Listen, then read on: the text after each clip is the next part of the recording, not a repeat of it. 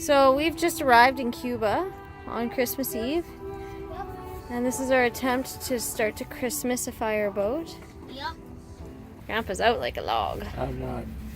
But he's snoring like one, so we're assuming he is. So, Alright, Jasper's got this side set up with lights, now for this side.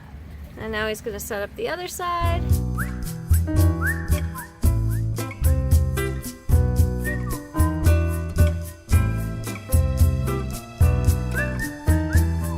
So once we got a little bit of food and a little bit of time on the boat, I set to work cleaning up stockings and filling them all up and getting ready for Christmas morning. The gifts that we all got in our stockings were things like Brewmate cups, which have come in extremely useful this whole time. These bandanas, which are great for wind and sun. We got these special bars of shampoo, and they've been really great even to get salt out of your hair. They smell really great. Really useful and practical boat life type things. New Year's in Cuba. We broke out the Cuban cigars.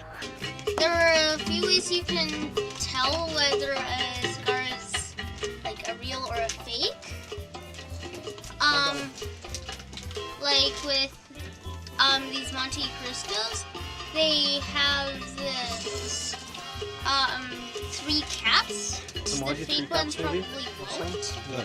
Also, you can tell if it's a fake because the logo, it's printed like this and then cut out, and it's like going to be perfect almost every time.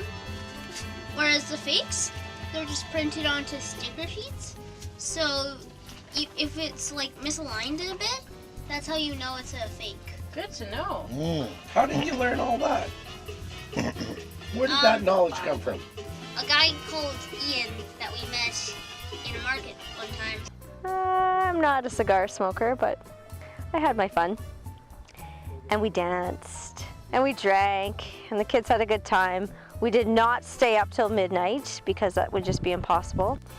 Provisioning. Well, we arrived on Monday, so we walked into town and found there was a little scattering of a market, basically 4 or 5 fruit and veg stalls. So we collected some fruit. Things that were available were plantains, bananas, papaya, potatoes. No, they weren't potatoes. Sweet potato of some kind. Yeah, or what else did we have? Lots of limes, garlic, no bread. There was a bread shortage. No eggs, egg shortage. And the meat, we ended up buying some sausage to test it out and see how that did, and it was actually quite good. So we were provisioned in Santa Marta at this little place, this little stall of vendors a couple of times, and then we set sail to get to Marina Gaviota. Once we were at Marina Gaviota, much more selection, but much more expensive. But we loaded up. We got a huge bag of sausage, cheese. We were able to get 30 eggs, still no bread. We were able to luck out and get some bread when I sent Grandpa to wait in the bun line. We got 30 buns, and that's it. The rest of our bread has been crackers, and even those were hard to come by. So this is our Christmas supper. We were able to go to the market and get a few things. We got some plantains and tomatoes, papaya, some cucumber, and a few other things. I actually did get a bag of chicken, but it's pretty hard to come by things. Milk was really tough. I ended up finding some canned milk. Or not canned milk, I guess Tetra Pak milk, and we're gonna have oatmeal for breakfast tomorrow. But we had some of our leftover pizza from yesterday, and so this is what I'm cooking up. We're heading out of the marina tomorrow, and we're excited for some adventures, but you know, I'm only provisioned for a few days, so I've got things like soup and some pasta. I've got some rice. Up she rises early in the morning. That's what we do with a drunken sailor. That's what we do with a drunken sailor early in the morning. Up she rises way, and up she rises way, and up she rises early in the morning. Surprisingly enough, we were sailing into the wind most of our trip, but it wasn't that hard to steer. The window in front of us was open because Mom wanted some air because she was feeling quite seasick. But the one issue that came with that is since we were sailing into the wind, whenever we hit a bigger wave, it would splash all over everyone. And that wasn't the greatest. While all of us were upstairs getting splashed all over, Jasper was downstairs in his bunk napping, and he just napped there for about 2 hours, and then later he came up wondering why he just got splashed in his bed. Well, it's because you're sailing into the wind. I'm glad Grandpa and Jajo came on our trip because it was fun with those guys. They're really nice, and when Mom and Dad don't want to play games with us, we can usually bribe them into it. The thing that causes seasickness is when your inner ear and your eye aren't in sync, because there's some fluids in your ear that are going like splashing the opposite way that you're seeing the waves splashing. So that's why you get so seasick. But usually when you're concentrating on something else or not trying to think about it, which is hard, it goes away a lot easier. That's why a lot of people don't get seasick. At one point, it ended up being really bad for me because I really had to use the washroom, but the waves were starting to get big. So I tried to make it quick, but as soon as I came back up, I felt so much worse from going downstairs, which was really terrible.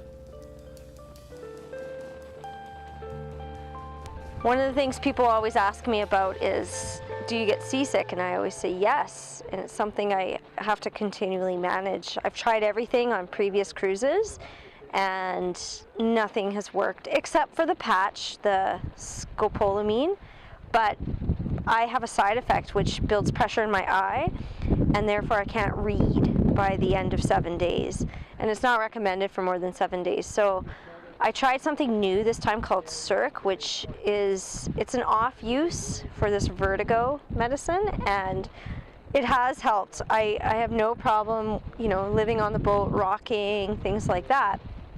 But what did we sail into? We sailed straight into the wind, which meant we were close hauled, the sails were really tight against us, and we were basically zigzagging our way up in huge choppy waves. We're talking 5 or 6 feet waves, and you're just going up and down and side to side, and all the techniques that I had learned, wind in your face, looking at the horizon, it was tough. And I was starting to turn green pretty quickly, and for the first time ever, I puked on the boat, and there was nothing I could do. I just had to turn around, puke, and just deal. And then I puked again and added to it, and I knew that the deck would get cleaned eventually, and I was just hoping it wasn't me, but my hubby cleaned it up for me, so thank you for that. After 6 hours of suffering, we made it to a nice quiet anchorage. And as soon as the boat stops, you're recovering, and that's a really positive thing to know. I was really happy when we made it to our first anchorage, just seeing land and knowing that we'd be stopping soon, because it meant our sailing day was finally done. We got to relax a little bit, and we didn't have to deal with any more seasickness. Hola. How was your day? Good. Yeah? Bit intense? Did you ever feel sick? Once or twice. Yeah, me too. I feel sick so hard that it's supposed to very beginning. It felt nice to close your eyes. Except when I close my eyes and I face the wrong way. Oh, no. I'm the best dinghy captain because I love to drive the dinghy. Sometimes me and Jasper would fight because we both wanted to play on not play necessarily, but drive the dinghy. And I was driving the dinghy and this butterfly landed on my sleeve. And I was so excited because a butterfly never has landed on me before, but I was always just like, oh, maybe it'll land on me.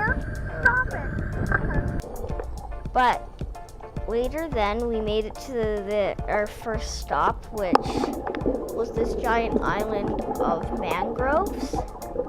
And me and Dad tried snorkeling there, but a few places were much better because here there was lots of seaweed but nothing to see, and since there was like so much mud on the ground, it was all murky.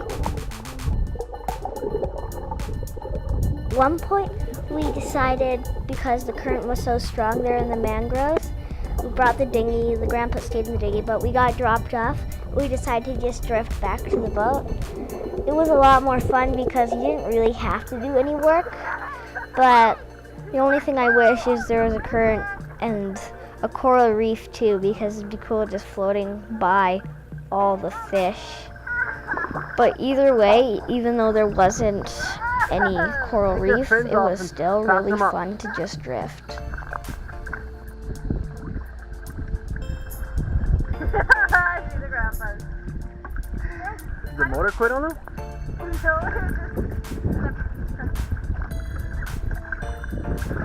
Pretty strong current now, eh? Super strong.